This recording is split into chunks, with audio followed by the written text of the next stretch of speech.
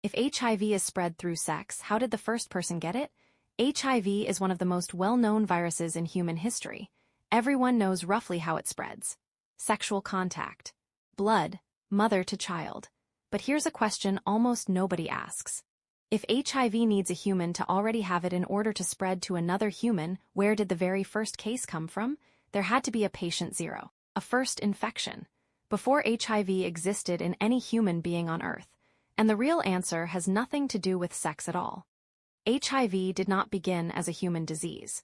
It began in chimpanzees, in the forests of West Central Africa, as a virus called SIV simian immunodeficiency virus. Scientists believe chimps actually caught this virus by hunting and eating two different species of monkeys, whose viruses combined inside the chimp's body into a new hybrid strain. That hybrid virus spread through chimpanzee populations for years. Interestingly, chimpanzees rarely get seriously sick from it. Their bodies tolerate it far better than ours do. So for a long time, this virus just existed quietly in the chimp population. Contained, not a human problem, until one moment changed everything. Most researchers point to a specific scenario known as the cut hunter theory. Picture a hunter in the forests of Cameroon, sometime around 1920, doing what hunters in that region had done for generations, tracking and killing a chimpanzee for bushmeat. That chimp happened to be infected with SIV.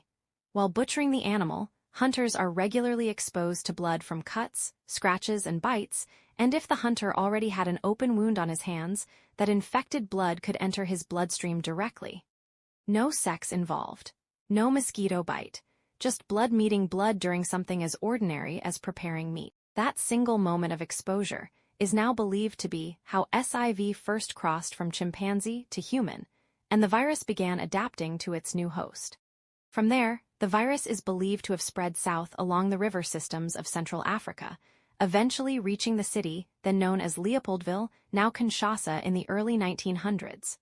This is the part that explains your original question. Once the virus was inside that first human, it didn't need bushmeat or blood exposure to keep spreading anymore.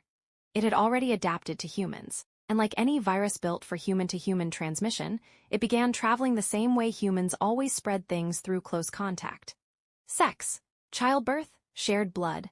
The original transmission was animal to human, through blood, during a hunting accident. Every infection after that very first case was human to human. One unlucky exposure, decades of quiet spreading, and eventually, a global pandemic. Here's what makes this story even stranger. Scientists estimate this cross-species jump didn't just happen once. There have been at least 4 separate occasions where versions of this virus jumped from apes to humans. Most of those jumps fizzled out and went nowhere. Only one of them, the one in Cameroon, around 1920, went on to become the global pandemic we know today. And it took roughly 60 years for the world to even notice. The virus had decades to quietly spread through populations, mutate, and travel across the globe before AIDS was first recognized as a disease in the early 1980s.